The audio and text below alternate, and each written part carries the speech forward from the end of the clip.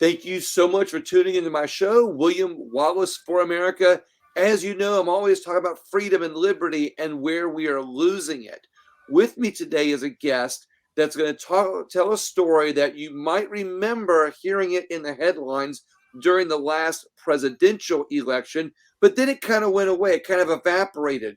Now, if you're kind of in the know, you might hear the narratives telling one side of this story, but you're not going to hear some things that are being suppressed about the other side of the story. And the other side of the story is to be told today with my guest, Joey Lynn Maceros. Thank you so much for coming on today. I really appreciate it. Hi, William. Thank you so much for having me and for giving us a voice to counter the lies of the mainstream media. We are very excited to get our story out because we need the support of the American people. Well, I want to point out when people through this story, if they want to know more about you, the website scrolling at the bottom, freespeechdefender.com, where they can go to see more and help if they choose to after this. So let's go back to the Wayback Machine, not Google. Let's travel time a little bit, and what was the story that people are going to remember when you tell it? Yes, so everybody's going to remember when a group of Trump supporters with Trump flags drove alongside the Biden bus during the 2020 election. It broke the internet. It went viral for nearly 2 weeks. The mainstream media immediately ushered out lies and propaganda, trying to kind of sway the voters because this was during early election. We heard Biden himself say that we ran that bus off the road, and mainstream media ran with those headlines and completely lied about the events that happened that day. Many of your viewers probably remember that, and they may also remember thinking, nobody got run off the road that day. This is completely insane.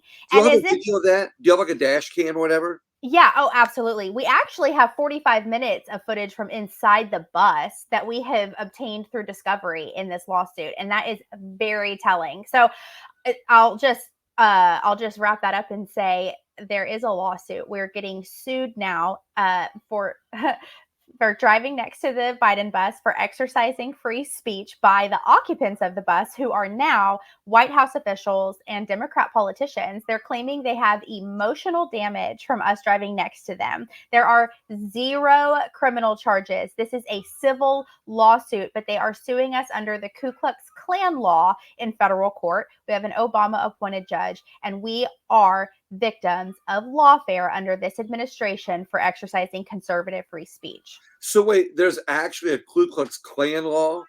Mm-hmm.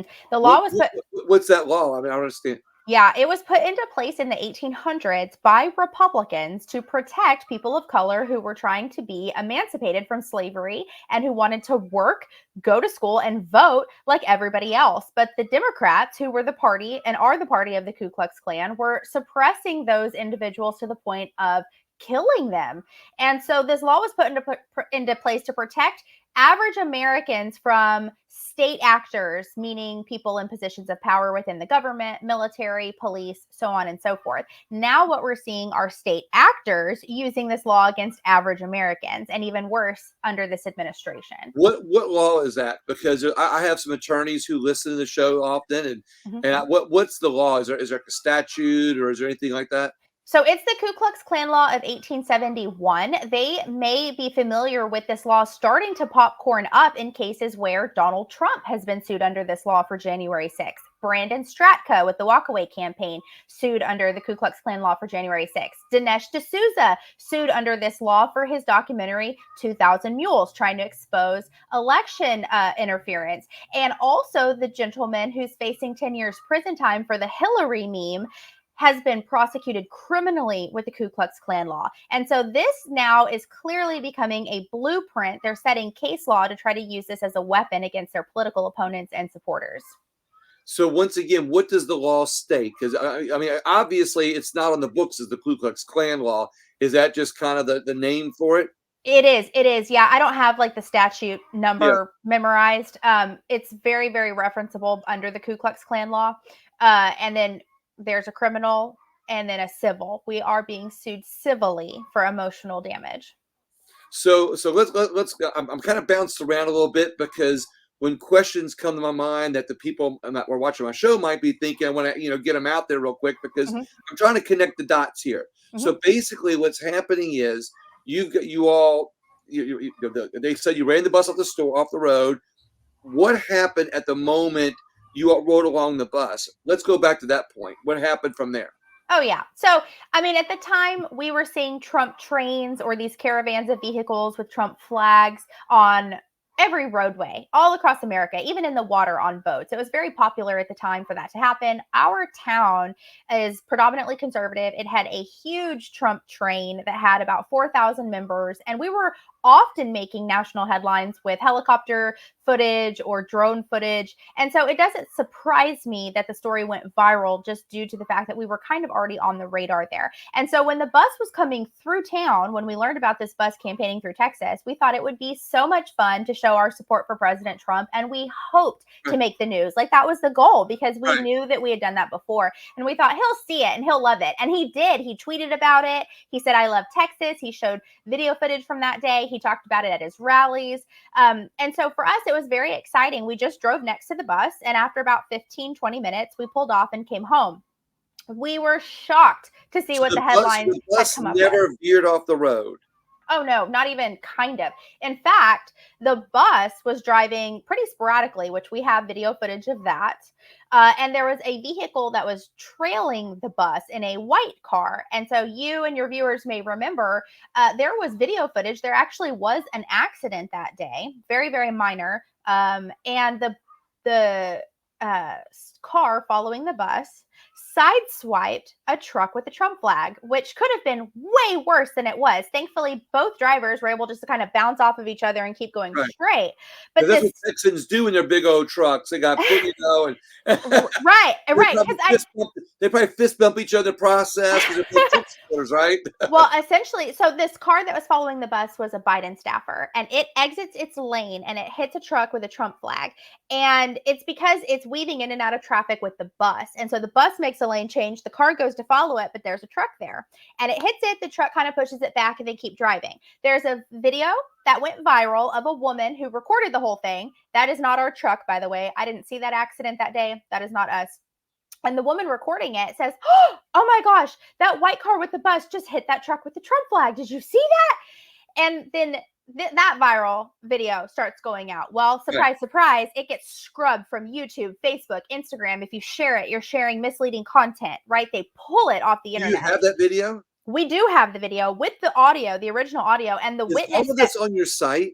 It is.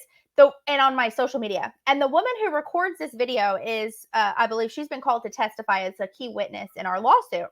But the mainstream media takes that video, removes the audio, only shows the portion where the truck pushes the car back, and then shows it on repeat and says we're playing bumper cars with people's lives and trying to run the bus off the road. It literally never happened. It's amazing how they will take, if somebody says in their speech, a whole paragraph, but in the middle of that paragraph, it has 3 or 4 words that can be taken out of context right of themselves. This is the video version of that. They take that car bouncing off the Trump supporters truck and only show the one where he had to push back. Correct. It's been heavily doctored. They've removed the audio, which would influence the viewer. They have not shown the whole picture. And then they lied, saying we ran the bus off the road, to the point that people will truly believe. We'll get hate mail from people and people messaging on social media. I saw the video of you run that bus off the road. I saw the video of the bus in the ditch. I saw that bus full of Black people get run off the road. They've just concluded all of these false narratives from these headlines. There were 2 passengers on that bus and a bus driver. And they were white politicians. Okay, so it's not a bus full of Black people. It's 2 white politicians, or Biden-Harris campaign staff, and Wendy Davis, who formerly ran for governor in Texas. She was a former state senator. She's nicknamed Abortion Barbie in Austin, Texas. These are the people that are on the bus, right? The bus was never run off the road. In fact, On my page, I have shared video footage from inside the bus where you can hear Wendy Davis and the bus driver laughing and joking about running Trump supporters off the road, saying how funny it would be if they just rammed us off the highway, if they put their bumper right on our ASS and push us off the road, right? There's 45 minutes of this where they're cackling, calling us names, using How did you all profanity get that video? through Discovery. And so it tells the true story, right? We have the burden of getting all the way to trial to vindicate ourselves and to show the truth to a jury. We have tried to get this lawsuit dismissed not once, not twice, but 3 times in nearly 4 years. But because we have an Obama appointed judge, he's pushing it through to trial, even though they have not met the basic requirements of using this law, which would be to prove racial animus. We were not racially motivated to do this, right? And they've circumvented the Constitution, which should be protected free speech. Now they're just claiming emotional damage to be able to get this all the way through trial. And again, like I mentioned, it is a federal civil rights law. So we are in federal court. This isn't state court. This isn't a local court. In other words, you're claiming that you all tried to push their safe space off the road. And here's what's even crazier, William. So at first we thought, gosh, these people are so sensitive. Like, of course you'd be offended that we dared to drive on a public road next to you, right? Of course you're so offended. It has so much more to do with free speech rights and free and fair elections. They are trying to infringe on both, and we are just collateral damage. What we have observed over the past couple of years, they have dragged this story in tandem with January 6th through the impeachment trial for Trump to try to disqualify him from future elections. They said that we were the precursor to January 6th.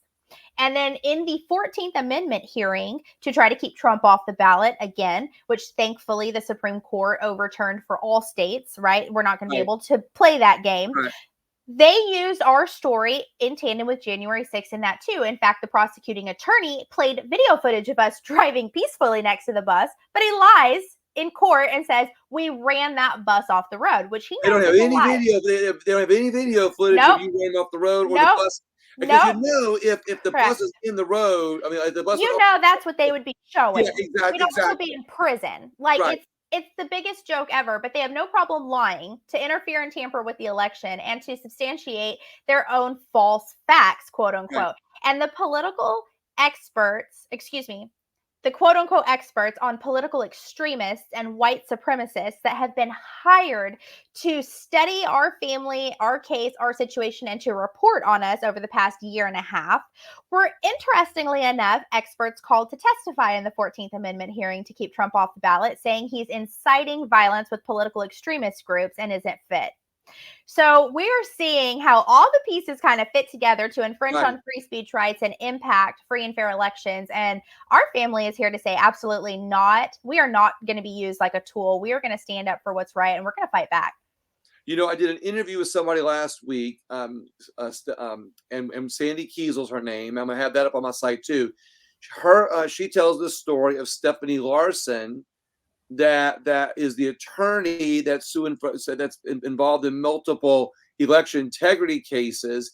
She got arrested because she was given information through discovery, and when she was investigating, looking at that information that she got legally through discovery, she found that there were emails that she thought should be turned into the sheriff, and she turned it into the sheriff, and then she got arrested for stealing or whatever it was, the information.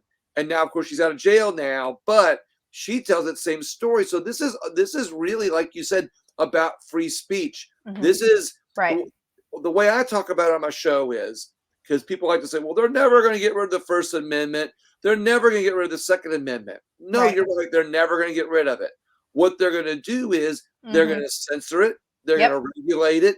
But they do take away your First Amendment right simply by making you feel guilty to say something. Correct. So they know when they make an example of you, having your First Amendment right, and they made an example of you, other people are not going to go driving out their Trump flags, let alone about a campaign bus. But they're going to be more, how shall I say, they'll be more reserved in their speech. And what that results in, they've essentially lost their First Amendment right Correct.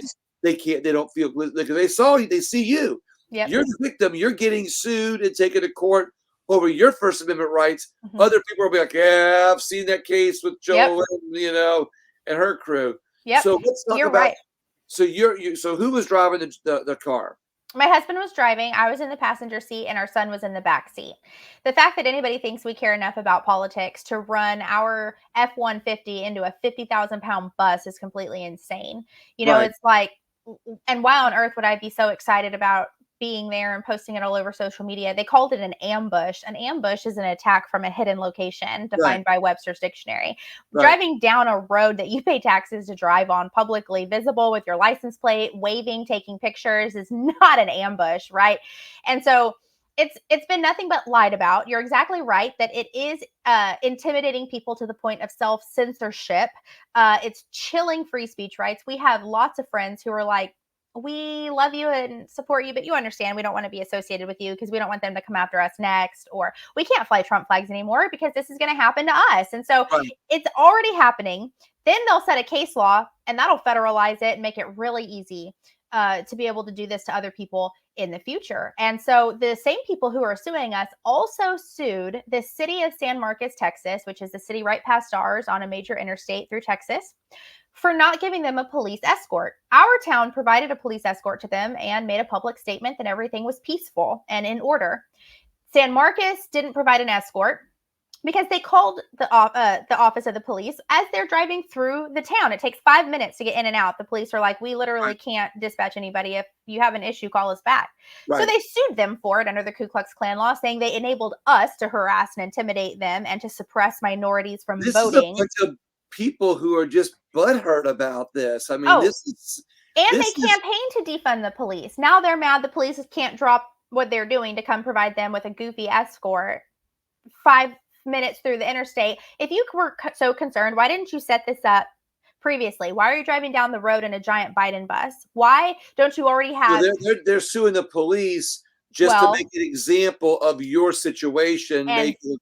And they did, William. The police and the city were very quick to apologize and to settle. So they paid out $175,000 of emotional damage compensation, which is coming out of the taxpayer's pocket.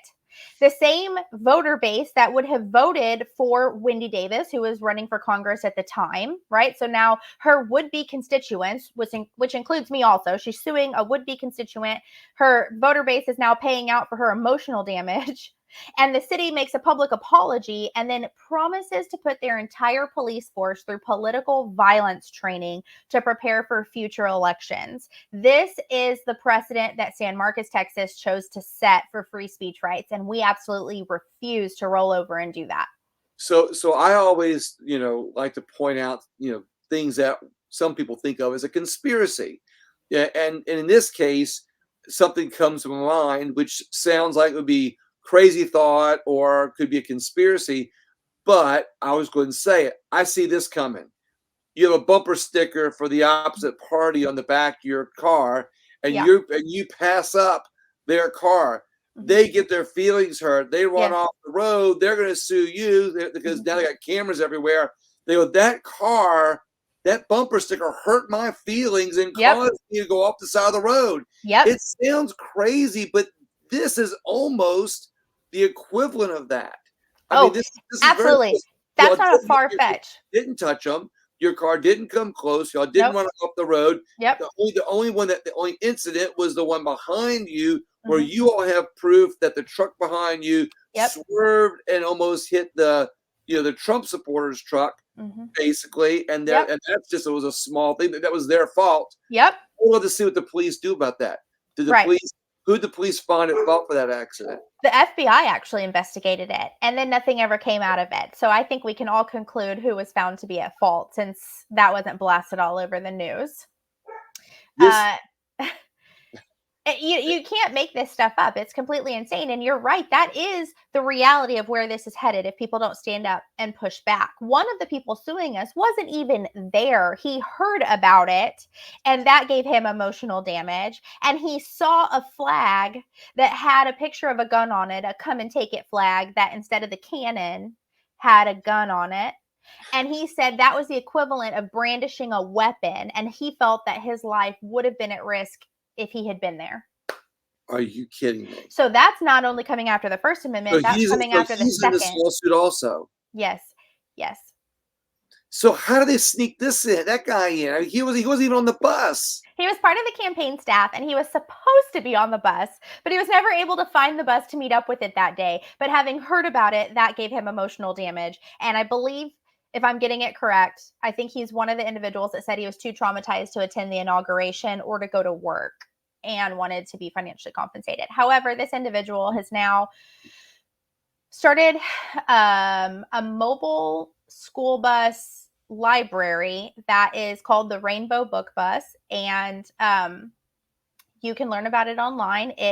Its goal and mission is to put books that are LGBTQ plus in the hands of children and individuals in underprivileged areas or in red areas where people are trying to remove them from children's libraries in public schools, and to ensure children don't have access to pornographic and explicit content, like, teaching a child how to give their male cousin a blowjob kind of stuff.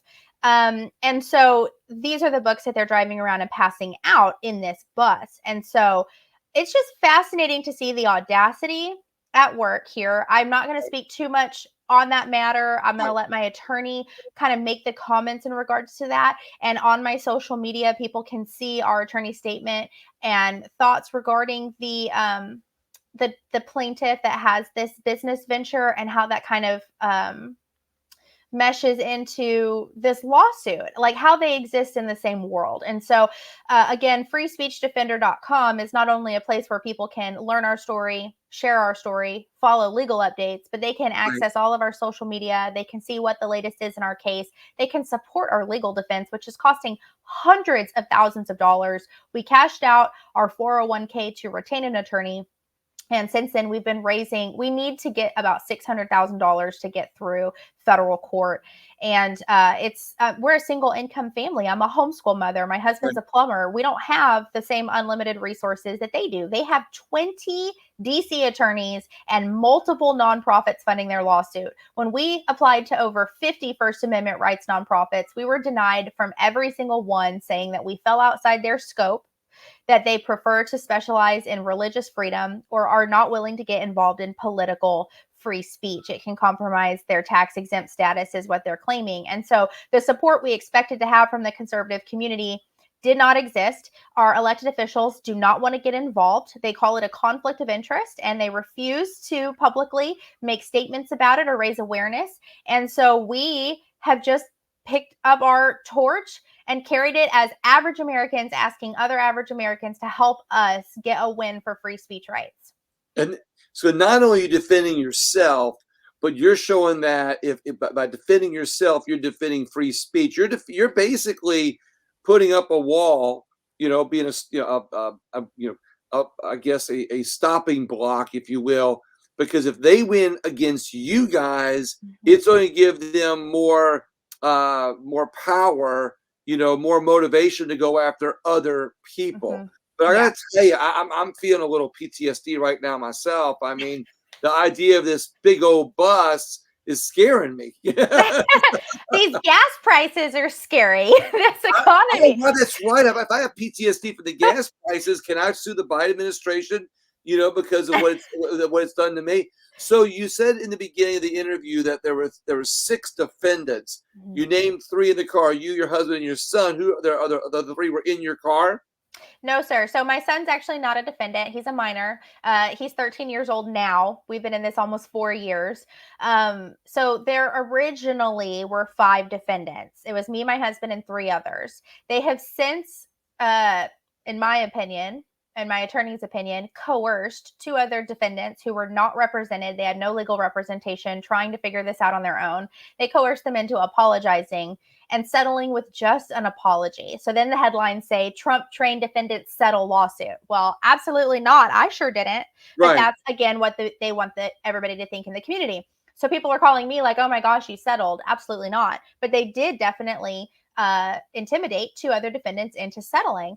And so after that, they added one of the defendants, her parents, to the lawsuit on the final day of the 2-year statute of limitations. So just when everybody is like taking a big exhale because they're all waiting to get sued next, they add them on the final day. And so now she, having settled, will be called to testify against the remaining defendants, which now will include her parents. And so it just is very complicated, very abusive. We see the nature of lawfare is to intimidate and to drain you of your resources, to make it drag on as long as possible, and to emotionally wear on you. And they're doing just that. Nobody was hurt. Oh, no, they're just claiming emotional damage. That's it. I'm going to make another bad analogy, but this is like, emotional whiplash. Yeah. It's like when you get rear-ended, the reason why it's so easy to sue is that some people you can't prove that there was or was not whiplash. Right. And I get it. Look, I'm not saying that there's people who don't have it. That's not what I'm saying at all. Because I do know that people who get in car wrecks can get whiplash or whatever, or back injuries, and it's not as I understand that and agree with it. However, this is like emotional whiplash. It can't be proven that they didn't get hurt. Right. But some people would, or could get hurt from it. But and the same way you've got in this case is really very slim. Well, and the same with, you're talking about these like sleazy rear end cases. Those people will get in an accident and they'll have 20 attorneys call them and say, we can represent you if your neck hurts. Does your neck hurt? Yeah. And what we're facing here is exactly the emotional version of that. No doubt, exactly the same. And so my husband and I managed to find one attorney who is aggressive and brave and qualified. And he is representing us. He is a one-man show. There's no paralegal, no team, right? Yeah. And we're not able to get it pro bono. We're having to pay for it, but he's willing to represent us. There are, out of the 6 defendants, my husband and I and 2 others have legal representation. And then the 2 parents that were added are representing themselves. And it's a very, very overwhelming process. If you do not understand all this legal jargon, 20 emails a day coming from 20 different people. And so we are holding the line for free speech rights as a group. But my husband and I, particularly myself, have been kind of the tip of the spear, the most outspoken and determined to raise awareness and to be resourced in this fight. Which is why they're coming after you more. So the other defendants, were any of the other defendants? I know the parents were not in your car, but were the other defendants in your car? No. So where were they? No, and I don't know actually where they were at on the road. I can tell you the parents that were added weren't there on the road with the Trump train. They were the founders of the Trump train, right? So now it's just they're getting sued just because they started the group in 2020. So it's cruel and it's unfair. There's a single gentleman that he's the one that was hit by the Biden staffer. He's one of the defendants. Then it's myself and my husband. It's the couple that founded the Trump train. And then there's a grandma. And she is where we're outspoken and talking about it in the public. She's kind of dropped off the radar. So, and where was she located? I don't know. I never saw her that day, and I don't know her. So it's not like we had, they're claiming we had a premeditated plan of assault to run this bus off the road. That our plan was to intimidate and suppress minorities from voting, like the Ku Klux Klan. And that instead of being on horseback, we have our vehicles and we're running them out of town. The only 2 people that were on the scene are you and your husband. So there were other people, right? So there was probably 40 vehicles with Trump flags. And in every town they drove through, there were people waiting to do it there. So, so there were hundreds of people involved that day, but they just picked a few of us. And I believe if they sued every single person, then we'd be more powerful than they were. We'd have more resources. Right. They just kind of cherry picked. Carefully crafted, right. Mm-hmm. Yeah. This is really interesting. I'm surprised that you have not spoken to the grandma or the other 2 defendants that started the Trump train. And just kind of find out, like the grandma, where was she, and anybody else? She's not wanting to connect with anybody else. I believe that's the counsel she's received from her legal representation. Right. I definitely am in contact with the couple that started the Trump train. They live in my town, and we're still very involved in our Right. Republican Party here. And so they contribute to our fundraiser because it's kind of like what's good for the goose is good for the gander. Right. And so we definitely are holding the line together. They're very prayerful, very supportive. They just don't have legal representation. Now, we've all been called through discovery to do our depositions, and the plaintiffs have used every blessed second and then some that they're allowed by law to interrogate us. So each one of us went through about a 12-hour total day of being interrogated, and the kind of questions we're getting asked are like, what kind of Bible verses do you read? What do you pray about when you go to church? Do you plan on running for office? Right? It's not even anything that substantiates or supports their claims against us. It's absolute Right. garbage, and it's concerning what they're asking. But as a result, we were able as defendants to observe every time a deposition occurred. And so I was able to observe the other defendants as they were deposed to kind of get a little bit more information about how they plug Right. into it. But I can tell you it's all a fabrication. I mean, every claim and every thing that they think they have here is hanging on by a thread, and it's about to get blown wide open with the truth in trial. I can only imagine what the questions for the plaintiffs were. What's your favorite color? Blue. Do you feel like that Trump truck was trying to take away your favorite color? Yes, yes. It was red. I saw red, and I was offended because it wasn't blue. So let's wrap up here in a minute. So now what's next? What do Mhm. you all? When's the next court date? What's next? We're going to talk again about how people can be involved. If they Thank you. go to your website, I'll put that up here again right now. If they go to freespeechdefender.com, they can help learn more and see those other videos. Yes. That you have that prove that you all didn't do anything wrong in their entirety. Yes. So what's next? Yes. Great question, William. We're headed to trial by jury in federal court in June. I believe we're on the docket for June 10th. We have a gag order on us, just like we see with President Trump. And so it is, in my opinion, that the reason for that is because they're hiding facts that would vindicate us to the public. Right. We have nothing to hide. And if Right. their accusations are true, then what do they have to hide? Right. And so we're fighting the gag order. We want everything to be made public.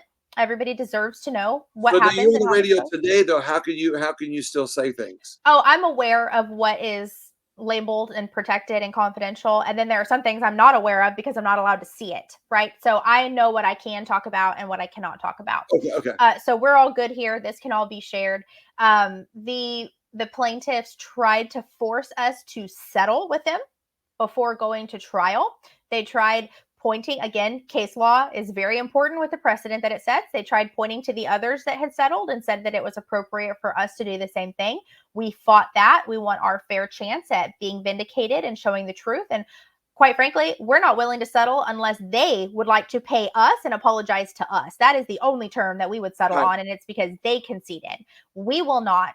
And so, thankfully, the judge denied their motion to force us to settle, and we are now headed to trial by jury in June. We are not sure if we're going to win or not. It is not our preferred venue, right? This is a very blue town. It's not a jury of our peers. And so if things do not go favorably for us in court because we have the odds against us with bias, then we're appealing to the Fifth Circuit Court of Appeals, who we've already informed of this injustice. We have filed a writ of mandamus with them, and they urged us that if we do not like the results we get in trial, to appeal to them, and they will intervene. And they agreed with us it's frivolous and abusive. So we know that we have a win at the end if we can just get there. And so it's important and critical that we have the financial and prayerful support to endure this abusive, draining process and to cross the finish line and get a victory. Joey Lynn, I got to tell you, my question through all of this that I didn't need to ask, but I'm going to state my opinion. My question through all of this is, why fight something if you can settle it, right out with just a simple apology? But the answer to me is clear that you're not only standing up for your rights and your dignity and your reputation because you didn't do anything wrong, you're also standing up for free speech in America. And I think that there's so many people out there, there's millions of Americans out there who have not heard your story and, don't realize that there's somebody down in a little small town in Texas that's standing up for their free speech someplace else. Thank you so much for saying that. That just encourages me and inspires me to keep going even more. We have no doubt in our mind that God handpicked us and called us to this to fight and do what's right and to get a win for every American. And we want him to get all the glory. And we want to be a story of inspiration to other Americans as well. Thank you for identifying that and for encouraging us in our journey. Joey Lynn, thank you very much. Hang on one second while I sign out. I want to thank everybody so much for watching the show, but I also want to thank you very much and tell you that I'd be grateful if you shared the show. You're watching it, you're watching on Rumble. If you're listening, you're listening to the podcast. So if you're listening, you can tell people to watch it, vice versa. But also, please go to my website at williamwallace.net. You can find links to other platforms where you can see other shows. And again, please share Joey Lynn's story. They have an amazing story that I think if you visit their site, you'll find ways that you can help. Thank you all so much. Y'all have a great day.